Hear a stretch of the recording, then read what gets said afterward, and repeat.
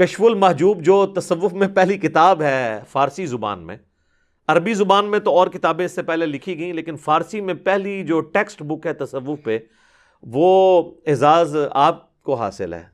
یعنی آپ کے ملک پاکستان میں لاہور میں وہ دربار ہے المعروف داتا دربار، سید علی بن عثمان حجویری المتوفی 465 ہجری، انہوں نے کشف المحجوب لکھی ہے. اور اس میں وہ بایزید بستامی کے حوالے سے لکھتے ہیں کہ بایزید بستامی کہتے ہیں کہ جب میں پہلی دفعہ حج کے لیے گیا نا، تو میں نے جو ہے نا وہ کعبہ دیکھا اور کعبے کے رب کو نہیں دیکھا. اب یہ کون سی ڈیمانڈ ہے، یعنی کہ وہاں پہ کوئی. اور کہتے ہیں پھر جب میں اگلی دفعہ گیا نا، تو پہلا حج تو کہتے ہیں میرا ضائع گیا.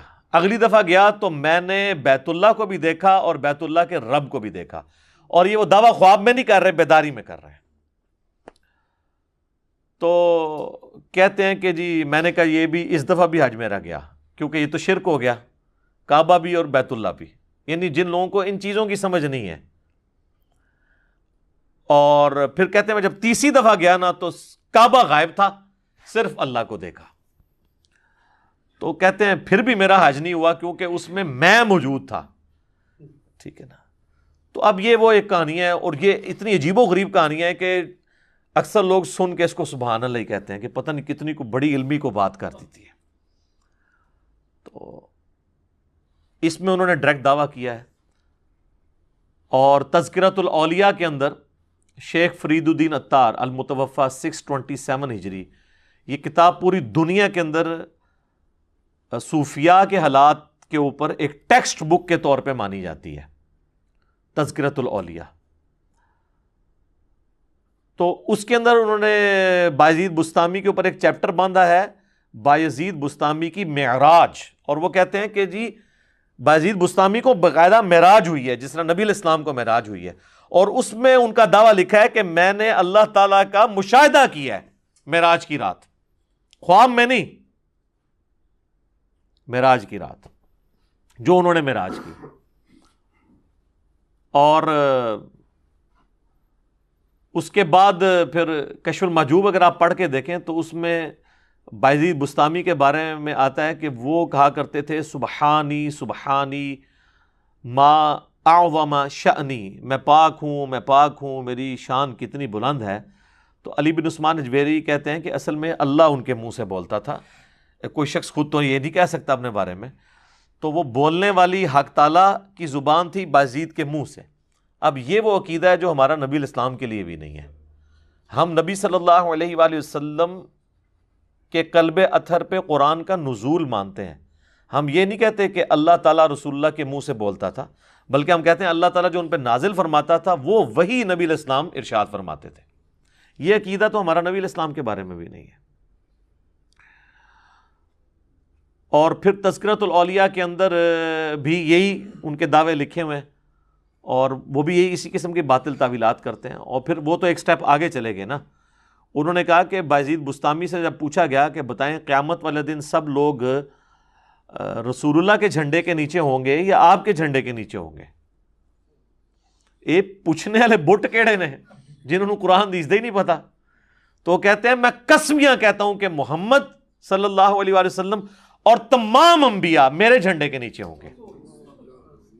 اور یہاں پہ انہوں نے ختم نہیں کیا، وہ کہتے ہیں لوائی اعظم من لوائی محمد، میرا جھنڈا محمد کے جھنڈے سے بھی بڑا ہوگا. استغفر اللہ واتوب الیہ. حضرت صاحب اگر آپ نے یہ بات کہی ہے نا تو آپ پاکستان میں آئیں تو سب سے پہلے میں پٹیشن فائل کروں گا 295C کی. اب ان لوگوں کے ماننے والوں کو کم از کم ان کتابوں کو پرنٹ کرنے والوں پہ تو 295C لگوانی چاہیے جب تک وہ پرنٹنگ سے توبہ نہیں کرتے. تو پھر وہ مصنف عطار صاحب جو ہیں فرید الدین عطار، وہ اس کی تعویل کرتے ہیں. وہ کہتے ہیں یار کہ بات یہ اتنے بڑے بزرگان دین تھے، یہ کیسے رسول اللہ کی توہین کر سکتے ہیں؟ اصل میں ان کے منہ سے اللہ بول رہا تھا جب وہ کہہ رہے تھے نا کہ میرا جھنڈا محمد کے جھنڈے سے بڑا ہے، تو اللہ کا جھنڈا تو محمد کے جھنڈے سے بڑا ہی ہوگا. ایک جھوٹ کو چھپانے کے لیے ایک اور جھوٹ بولا، اور وہ جھوٹ اتنا بڑا بلنڈر ہے کہ قیامت والے دن تو جھنڈا ہونا ہی ایک ہے. صحیح مسلم میں حدیث ہے قیامت والے دن سب سے پہلے میں قبر سے نکالا جاؤں گا، سب سے پہلے میں شفاعت کروں گا، اور سب سے پہلے میری شفاعت قبول کی جائے گی. اور صحیح مسلم میں حدیث ہے کہ سب سے پہلے میں جنت کے دروازے پر جاؤں گا، دستک دوں گا، تو دستک کے اگینسٹ جواب آئے گا فرشتے کی طرف سے، کون؟ تو میں کہوں گا محمد، تو وہ مجھے کہے گا کہ مجھے اللہ کی طرف سے یہی حکم تھا کہ یہ جنت کا دروازہ سب سے پہلے آپ کے لیے کھلا ہے۔ یہ ہے کتابوں کا خدا، یہ ہے کتابوں کا پیغمبر، اور بابوں کا ریلیجن اب آپ دیکھ لیں۔ تو پھر ہم کیوں نہ عرض کریں کہ مرنے سے پہلے اے مسلمان کر لے اس پہ غور، کتابوں کا خدا اور ہے، بابوں کا خدا اور، کتابوں کا دین اور ہے، بابوں کا دین اور، کتابوں کا جہاں اور ہے، بابوں کا جہاں اور۔ تو ٹھیک کہتے ہیں نا وکھرا جہاں ہوتا ہے، تو وکھرا یہ نظر آ رہا ہے وکھرا جہاں ہے۔ حتیٰ کہ بخاری اور مسلم دونوں میں حدیث ہے، نبی علیہ السلام نے فرمایا انا سید الاولین والآخرین، میں جتنے گزر چکے، جتنے قیامت تک آئیں گے، تمام کا سردار ہوں، اور اللہ کے حضور میں ان کا خطیب بنوں گا۔ یہ ہے کتابوں کا دین۔ اور دوسری طرف بایزید بسطامی المتوفا 261 ہجری، ابو یزید بسطامی، یزید ابا جی، تو 261 ہجری میں فوت ہوئے ہیں، اور میرے امام مسلم بھی 261 ہجری میں فوت ہوئے ہیں۔ ان کا نام ہے ابو الحسین مسلم بن حجاج القشیری۔ اور میں جو حدیثیں بیان کر رہا ہوں نا کہ قیامت والے دن لوگ میرے جھنڈے کے نیچے ہوں گے، میں شفاعت کروں گا، وہ امام مسلم لے کر آئے ہیں۔ کیسے ویسے میچ ہوا ہے کام؟ ابو یزید 261 ہجری والے اور ابو الحسین 261 ہجری والے، بالکل دونوں کے عقیدے ڈیفرنٹ ہیں۔ یہ ہے کتابوں کا دین اور وہ ہے بابوں کا دین۔ ہاں آپ کہہ لیں، کہنے کو تو دین سب کا اسلام ہے، لیکن کتابوں کا جہاں اور ہے، بابوں کا جہاں اور۔ اسلام کو صوفیاء بھی کلیم کر رہے ہیں، سلفی بھی کر رہے ہیں، بریلوی دیوبندی اہل حدیث شیعہ سب کر رہے ہیں، کتابوں میں دین دیکھنا ہے کیا ہے۔ تو یہ تو میں نے آپ کو اس لیے بتایا کہ یہ بیداری کے یہ لوگ دعویٰ کر رہے ہیں۔ اچھا، وہ تذکرۃ الاولیاء میں انہوں نے یہ بھی لکھا ہے کہ بایزید بسطامی کے بارے میں جنید بغدادی فرمایا کرتے تھے کہ ان کا اولیاء میں وہی مرتبہ ہے جو جبرائیل علیہ السلام کا فرشتوں میں ہے، یعنی اولیاء کے سردار کون ہے؟ بایزید بسطامی، جیسا کہ فرشتوں کے سردار ہیں۔ تو شیخ عبد القادر جیلانی تو فارغ ہو گئے، بیک وقت تو دو نہیں ہو سکتے نا، اور حقیقت یہ ہے کہ یہ دونوں ہی فارغ ہیں۔ اولیاء اللہ کا سردار امت کے اندر کوئی ہے نا تو وہ ابو بکر، عمر، عثمان و علی ہیں رضی اللہ عنہم اجمعین وعلیہم السلام اجمعین، کیونکہ غیر نبی کے اوپر یہی کیٹیگری ہے نا اولیاء اللہ کی۔ تو کہانی ہے، شیخ عبد القادر جیلانی رحمۃ اللہ علیہ کو تو پتہ بھی نہیں ہوگا میرے ساتھ انہوں نے کیا کچھ کیا ہے۔